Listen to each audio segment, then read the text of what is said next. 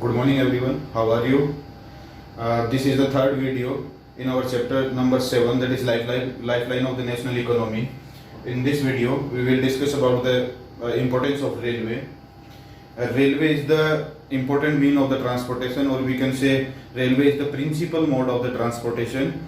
Apart from this, the Indian Railway is the principal mode of the transportation. Indian Railway have been a unifying force as it connect the people of the diverse culture and accelerate the economy of the India, or bind the economy of India. So railway is the important mean of the transportation. It has unifying force.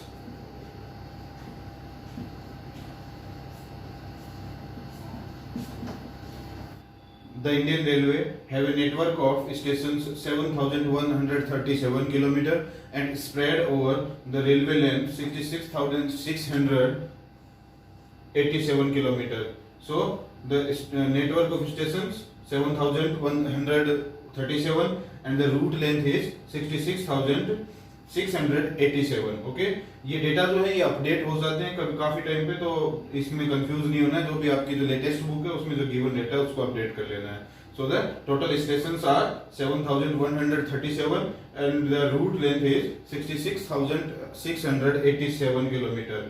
And the Indian Railway served with the fleet of 7,349 locomotives, more than 50,000 passenger services, and more than 2,20,000 wagons, 2,29,381 wagons. So Indian Railway is served with the fleet of locomotives, passengers, services and wagons. Okay, it have unifying force, as we already told you. It have unifying force as it bind the economy of the country and the people of the diverse culture. It is the third largest. Indian Railway is the third largest network. Third largest network in the world. Okay. The Indian Railway made its beginning in the 1853. First train run between the Mumbai to Thane for 34 km only. It is the largest public sector undertaking. So it provide, Indian Railway is the largest public sector undertaking, PSU, in India. So it provide vast employment.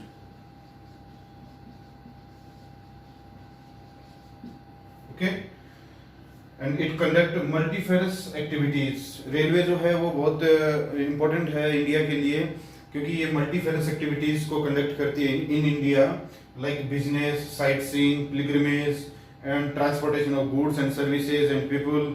ठीक है, तो मल्टीफेरस activities के लिए भी ये important है. So these are the importance of the railway. Railway is the suitable to carry the bulky goods and passenger. Principal mode of the transportation. Railway is the principal mode of the transportation and it is suitable to carry bulky goods and passenger over long distance in a country. Okay, so this is the importance. If we want to carry goods and services, goods and passengers for short distance in a country, then roadways are important. But in if we want to carry bulky goods and long distance, for that railway is important. Then total railway zone in India 16. We have 16 railway zone. So railway conduct its activities with the help of 16 railway zones. कहीं कुछ books में यदि कहीं पर आपको 17 zone मिलता है, 17, तो वो 17 अभी तक अपडेट नहीं हुआ है. 17th जोन जो है वो अंडर कंसीडरेशन है, that is Kolkata metro. Okay, लेकिन अभी तक हमें 16 ही जोन कंसीडर करके चलना है. इन इंडिया हमें सिर्फ 16 जोन रेलवे के मिलते हैं. ठीक है, 17th zone is under consideration, that is Kolkata metro. ठीक है,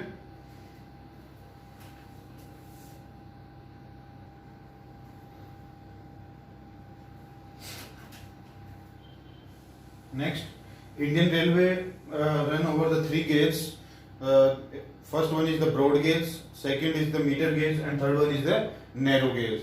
In broad gauge, the length between the rail is 1.676 kilometer, 6.6 meter. This is in meter, and in meter gauge, this is 1 meter. Okay. In meter gauge, the length between the rails is 1 meter, and in narrow gauge, the length between the rails is 0.610 to 0.762. So these are the important for the MCQs. ठीक है, MCQs के लिए important है. Indian railway है वो 3 gauge पे run कर रही है करंटली. मैक्सिमम जो रेलवे जो लेंथ है उसको ब्रॉड गेज में कन्वर्ट कर दिया गया है, लेकिन अभी भी 3 गेज अवेलेबल है इन इंडिया. ब्रॉड गेज जिसके जो रेल के बीच में जो लेंथ है वो है 1.672 किलोमीटर नहीं sorry metre, and in meter gauge this is 1 meter, and in narrow gauge this is 0.610 meter to 0.762 meter. Okay, this information is important for the MCQ only. Then this is very important question in your book, that the distribution pattern of the Indian Railway network is largely influenced by the 3 factors. Explain these factors. ठीक है, तो ये पूछ सकता है आपको, और comparison भी पूछ सकता है as plain in comparison to mountain और पेनिनसुलर प्लेटू. तो क्या डिफरेंस है कि railway density is high in the plain area as compare to the mountain area. So these are the 3 factors which is responsible for the uneven distribution of the Indian railway और the railway lines in India. First one is the physiography of the particular state और particular region. For example, in northern plain, the physiography is of the northern plain is the level land. Okay, level land is there.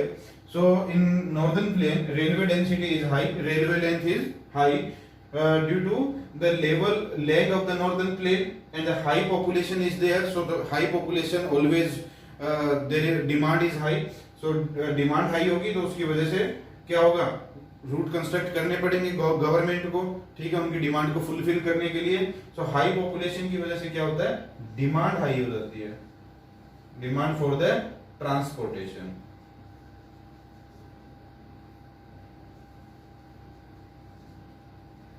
ठीक है, demand for the transportation always high in the high density population area. And the rich agriculture resources are there.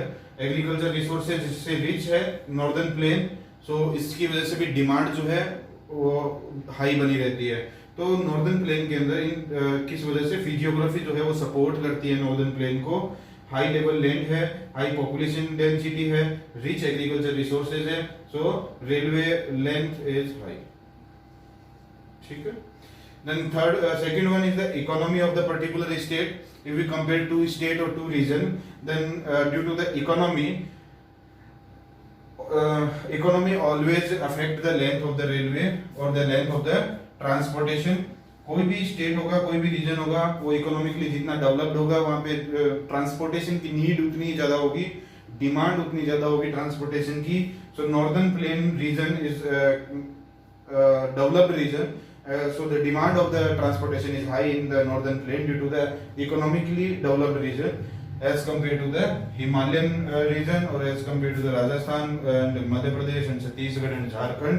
So यहाँ पे आपको railway length ज्यादा मिलेगी. And third one last is the administrative factors. Government की responsibility हमेशा रहती है to promote the transportation or to construct the railway line or any mode of the transportation.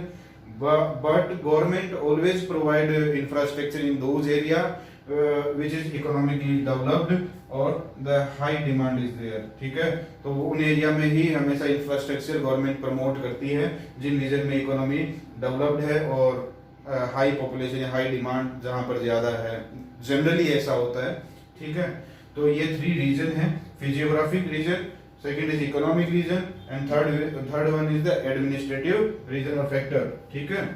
Then Himalayan reason की हम बात करें तो हिमालयन रीजन में आपको लो डेंसिटी मिलेगी रेलवे लाइन की as compare to the northern plain, because just उल्टा हो जाएगा. नॉर्दर्न प्लेन से यहाँ पे हाई रिलीफ फीचर्स मिलेंगे, अनइवन टोपोग्राफी मिलेगी, ठीक है, डिसेप्टेड टोपोग्राफी मिलेगी, तो it is difficult to construct railway line in the Himalayan belt, okay, and the sparsely population area, so demand is low, ठीक है। तो पॉपुलेशन एरिया स्पार्सली पॉपुलेटेड है यहाँ पे हिमालयन रीजन के अंदर जो भी स्टेट्स हैं like Jammu and Kashmir, Himachal Pradesh, Uttarakhand, so we have low population and low demand of the transportation, so railway length is comparatively low. And in Rajasthan due to the desert यहाँ पे है, तो इसकी वजह से रेलवे लाइन कंस्ट्रक्ट कर पाना डिफिकल्ट होता है। इन गुजरात स्वयं आर देयर, स्वयं की वजह से ऐसा होता है। इन Madhya Pradesh forest, highest forest है इन मध्य प्रदेश, तो वहां पे भी डिफिकल्ट है। और Chhattisgarh and Jharkhand mines area है, डिसेप्टेड टोपोग्राफी है, इसकी वजह से यहाँ पे भी रूट कंस्ट्रक्ट कर पाना डिफिकल्ट होता है comparatively northern plain like Bihar, Uttar Pradesh, Delhi, तो यहाँ पे आपको रेलवे लाइन की लेंथ जो है वो हाई मिलेगी, okay. So these are the three factors, physiographic factor, economic factor and administrative factors. ये बहुत ही इंपॉर्टेंट क्वेश्चन है रेलवे से, ठीक है। Our next topic is the problem of railway.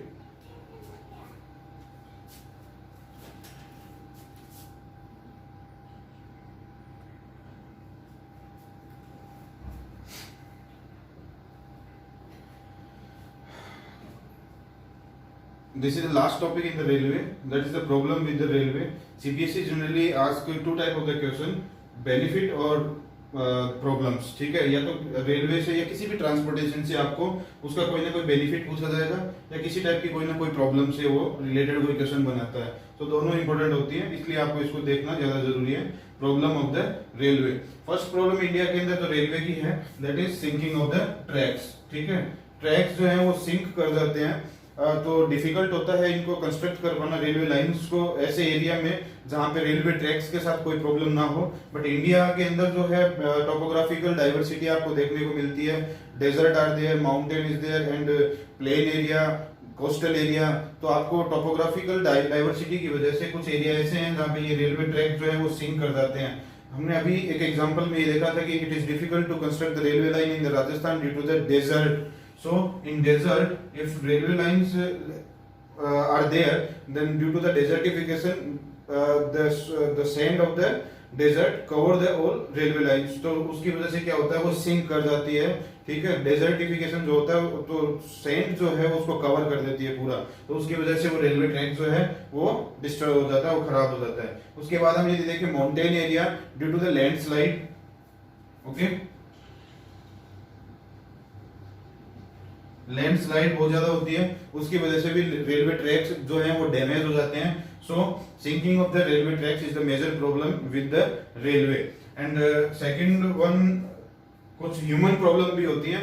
For example देखिए, पैसेंजर्स ट्रेवल विदाउट टिकट्स, हमारे पास इतनी अवेयरनेस एजुकेशन होने के बावजूद भी हम क्या करते हैं, विदाउट टिकट ट्रेवल करने की कोशिश करते हैं, जिसकी वजह से रेलवे को बहुत ज्यादा नुकसान होता है, ठीक है, एक ह्यूज लॉस उसको फेस करना पड़ता है। तो passengers travels without tickets, this is another major problem with the railway. And third one is the theft, ये सोशल लेवल्स से रिलेटेड कुछ प्रॉब्लम है। Theft and the damaging of the railway properties, unnecessarily हम क्या करते हैं, railway के अंदर हमें थेफ्ट देखने को मिलता है, बहुत ज्यादा चोरी होती है, सिक्योरिटी जो है वो वहां पे लो होती है रेलवे के अंदर, ठीक है। Then damaging of the railway properties, unnecessarily railway properties को डैमेज करते हैं, ठीक है। देखिए ये तीनों प्रॉब्लम देखिए हमारे साथ जुड़ी हुई प्रॉब्लम है। And we generally stop the train, ठीक है, by chain pulling, chain pull करके हम ट्रेन को रोकने की कोशिश करते हैं, जहां पर भी हमें लगता है कि हमारा ये स्टेशन नियर बाई है, ये लोकेशन नियर बाई है, तो हम चेन पुल करके उसको रोकने की कोशिश करते हैं। तो इसकी वजह से भी रेलवे को बहुत बड़ा लॉस एक देखने को मिलता है रेलवे में, ठीक है। ये कुछ प्रॉब्लम्स है जो आपकी बुक में गिवन है, तो इनको आपको 1 मार्क्स में पूछ सकता है, right one problem of the railway line. तो अच्छा, प्रॉब्लम के साथ हो सकता है सीबीएसई आपसे इसका सॉल्यूशन, इसका मेजर्स भी इसके पूछ लिए जाएं, तो उस कंडीशन में क्या कर सकते हैं, इसका तो हम कुछ नहीं कर सकते अभी, ठीक है, क्यों? क्योंकि डेजर्ट है तो डेजर्टिफिकेशन को रोक पाना एक लॉन्ग टर्म प्रोसेस है, लैंडस्लाइड को रोक पाना भी एक लॉन्ग टर्म प्रोसेस है। लेकिन ये कुछ चीजें हैं जिनके बारे में हम सब उनको सजेस्ट कर सकते हैं। सो सीबीएसई आपसे सजेशन पूछ सकती है 1 मार्क्स में, तो पैसेंजर्स ट्रेवल विदाउट टिकट, तो इसके लिए क्या कर सकते हैं हम? इसके लिए हम क्या कर सकते हैं? सिक्योरिटीज को हाई कर सकते हैं और जो हमारे सिटीजन हैं उनमें एक अवेयरनेस प्रोग्राम हम रन कर सकते हैं रिगार्डिंग रेलवे, रेलवे कितनी इंपॉर्टेंट है ये सब करके। Then the theft and the damaging of the railway properties, तो यहाँ पे भी सिक्योरिटी टाइट करके हम क्या कर सकते हैं? थेफ्ट को और जो सोशल लेवल्स जो डैमेज करते हैं रेलवे प्रॉपर्टीज को, उसको रोक सकते हैं। और स्टॉप द ट्रेन, तो ये तो हम खुद अवेयरनेस के थ्रू हम चेन पुलिंग को रोका जा सकता है, ठीक है। इसके अलावा एक प्रॉब्लम हम और मेंशन कर सकते हैं, during winter season fog time होता है और उस टाइम पे हमारे यहाँ पे रेलवे एक्सीडेंट्स जो है वो बहुत ज्यादा देखने को मिलते हैं थ्रू आउट द ईयर। सबसे ज्यादा रेलवे एक्सीडेंट्स होते हैं वो विंटर्स में होते हैं, और विंटर में भी जो इनिशियल टाइम होता है जिस टाइम पे फोग बनता है उस टाइम पे आपको railway accidents and train delay देखने को मिलता है। उसके लिए हम क्या कर सकते हैं? Technology, due to lack of technology, तो हमारे पास टेक्नोलॉजी की प्रॉब्लम है, टेक्नोलॉजी से हम लैग कर रहे हैं, ये प्रॉब्लम भी एक आप मेंशन कर सकते हो इन योर नोटबुक और इन योर नोट्स, ठीक है। कि हम किस टाइप की टेक्नोलॉजी, लाइक सेंसर्स होते हैं, ठीक है। तो सेंसर्स से हमें क्या पता चल जाता है कि सामने ट्रैक पे यदि कोई ट्रेन आ रही है, ठीक है। High vision cameras, night vision cameras, और फोग में भी जो हमें इजीली विजन प्रोवाइड करे ऐसे कैमरास हम यूज करके क्या कर सकते हैं? हमारी टेक्नोलॉजी को इम्प्रूव करके रेलवे को इम्प्रूव कर सकते हैं। So these are the problems with the Indian railway system, ठीक है। Thank you.